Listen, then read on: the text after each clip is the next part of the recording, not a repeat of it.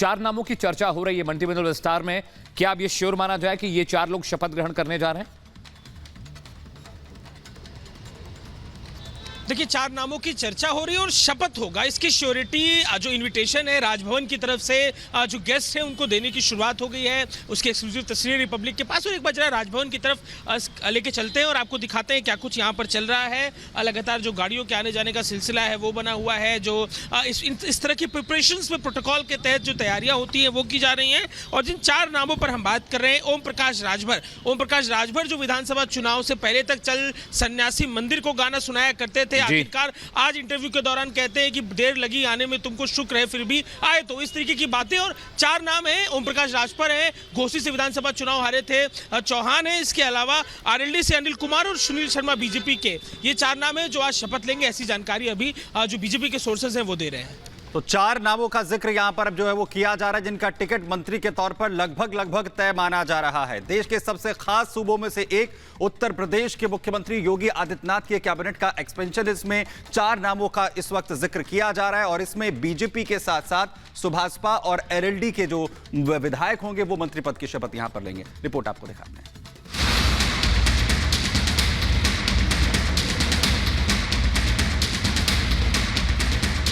राज्यसभा चुनाव में अपने 8 प्रत्याशियों की जीत से बीजेपी गदगद है। अब योगी की नजर आगामी लोकसभा चुनाव पर है, जिसकी तैयारी भी सीएम योगी ने कर ली है। आम चुनाव से पहले योगी मंत्रिमंडल विस्तार करने का मन बना चुके हैं।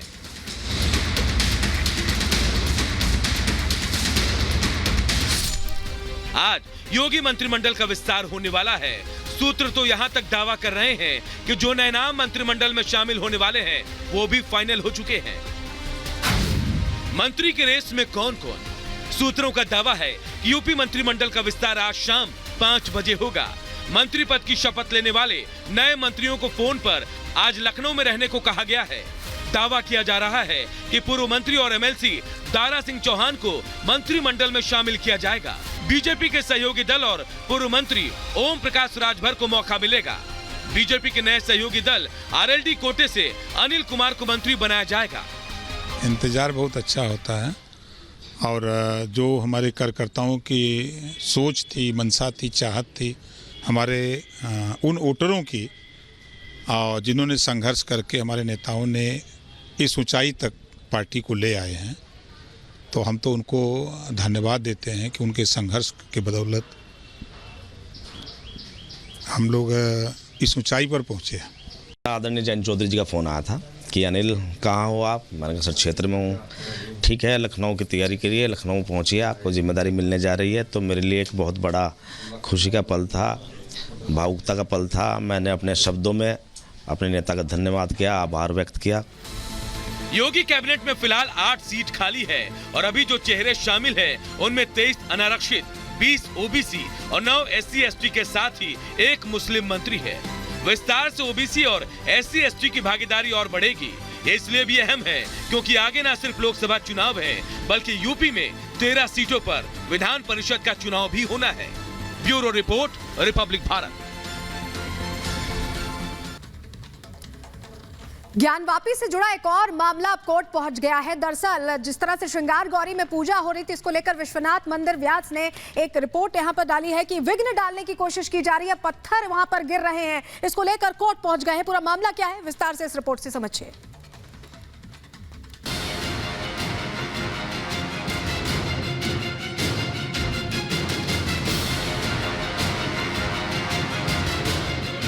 क्या ज्ञानवापी परिसर में चल रही पूजा को रोकने की हो रही है साजिश? क्या तहखाने में हो रही पूजा से किसी को हो रही है परेशानी? क्या है तहखाने के बगल में पत्थर गिरने का मामला? आखिर क्यों व्यास जी तहखाने की सुरक्षा को लेकर कोर्ट में की गई है अपील? 31 जनवरी 2024 ये वो तारीख है जब कोर्ट के आदेश पर 31 साल बाद देर रात व्यास जी के तहखाने में पूजा अर्चना की गई। पूजा बंद करने की याचिका को कोर्ट ने खारिज कर दिया। तो अब एक बार फिर से ज्ञानवापी के तहखाने का एक और मामला कोर्ट पहुंच गया है।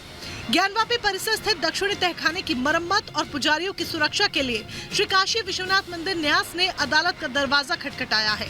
न्यास की ओर से सोमवार को जिला जज की अदालत में प्रार्थना पत्र दाखिल किया गया।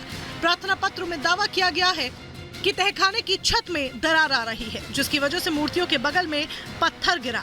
लगातार पानी के रिसाव से छत की एक पत्थर की बीम में दरार पड़ गई, जिसको लेकर न्यास ने कोर्ट से छत को सुरक्षित किए जाने की अपील की है कि ये छत कैसे भी करके गिर जाए और पूजा वहां पे रुक जाए। तो उसके लिए इसी छत के ऊपर नमाज पढ़ने के लिए भारी मात्रा में आ रहे हैं और ट्रस्ट ने अपनी अपनी एप्लीकेशन में लिखा है कि उसकी वजह से पत्थर भी गिर रहे हैं, दरारें भी आ रही हैं और कभी भी यहाँ खतरा हो सकता है और ऐसी स्थिति उत्पन्न हो सकती है कि जो पूजा पाठ हो रही है या जो देवी देवताओं के वहां पे विग्रह हैं उनको क्षति पहुंच सकती है। इसलिए हमें प्रोटेक्ट किया जाए और यहाँ पे रिपेयर वर्क का भी ऑर्डर किया जाए। तो रिपेयर वर्क बहुत जरूरी है और साथ ही साथ जो नमाजी इसके ऊपर आके नमाज पढ़ रहे हैं उनकी संख्या रिस्ट्रिक्ट करना बहुत जरूरी है। तो ये दोनों प्रार्थना लेके हम माननीय न्यायालय के सामने गए।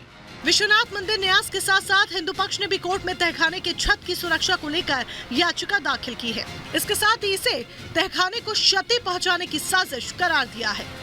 हिंदू पक्ष के वकील के मुताबिक पूजा रोकने के लिए कोर्ट के बाहर तहखाने को नुकसान पहुंचाने की कोशिश चल रही है। नहीं, देखिए, हमने कोई संख्या को रिस्ट्रिक्ट करने की मांग नहीं की है। वो तो माननीय न्यायालय दोनों पक्षों को सुनने के बाद, एक स्थिति को सुनने के बाद, स्पष्ट होने के बाद निर्धारित करेगा। पर हमने जरूर ये कहा है कि वहां पे उनकी जो संख्या है उसको रिस्ट्रिक्ट किया जाए। अब क्या रिस्ट्रिक्शन होता है वो तो माननीय न्यायालय तय करेगा सारे एक्सपर्ट से ओपिनियन लेने के बाद। दूसरी सबसे इम्पोर्टेंट बात यह है कि मुझे लगता है कि जब से 31 जनवरी 2024 का आदेश हुआ है, इस आदेश से अंजुमन इंतजामिया काफी परेशान है और अलग अलग तरह के हथकंडे अपनाए जा रहे हैं कि वहां पे पूजा पाठ रोक दी जाए, जिसका वन ऑफ द फैक्टर्स ये है कि यहाँ पे ऊपर से इतना दबाव डाला जाए कि ये छत गिर जाए। ऐसी स्थिति उत्पन्न करने की कोशिश की जा रही है। माना जा रहा है कि कोर्ट जल्द इस मामले में सुनवाई करेगा और जो भी उचित समाधान होगा उस पर अपना फैसला सुनाएगा, जिसके बाद तहखाना भी सुरक्षित होगा और हिंदू आस्था भी। Bureau report, Republic Bharat. और काशी विश्वनाथ मंदिर ट्रस्ट की ओर से याचिका दाखिल करने वाले हिंदू पक्ष के वकील विष्णु शंकर जैन से रिपब्लिक भारत ने खास बातचीत की। सुनिए।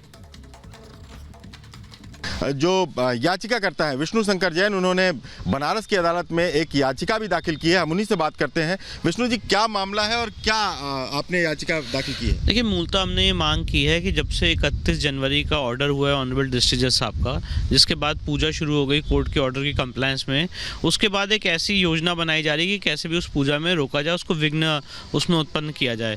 तो उसी मंशा से जो मुस्लिम पक्ष के लोग हैं और अंजुमन इंतजामिया के लोग हैं, जब वो नमाज पढ़ने आ रहे हैं तो भारी मात्रा में उस व्यास जी के तहखाने के ऊपर की जो छत है उसमें आ रहे हैं, जिससे छत के जो पत्थर हैं अंदर गिर रहे हैं और उस छत में जर्जर हालत में, ऑलरेडी वो जर्जर हालत की कंडीशन में थी और उसमें डैमेज हो रहा है और कभी भी ऐसी स्थिति उत्पन्न हो सकती है कि वो छत गिर सकती है और जो पूजा पाठ है वो रुक सकती है। जो अंदर पुजारी हैं उनको चोट लग सकती है, उनकी जान को खतरा हो सकता है।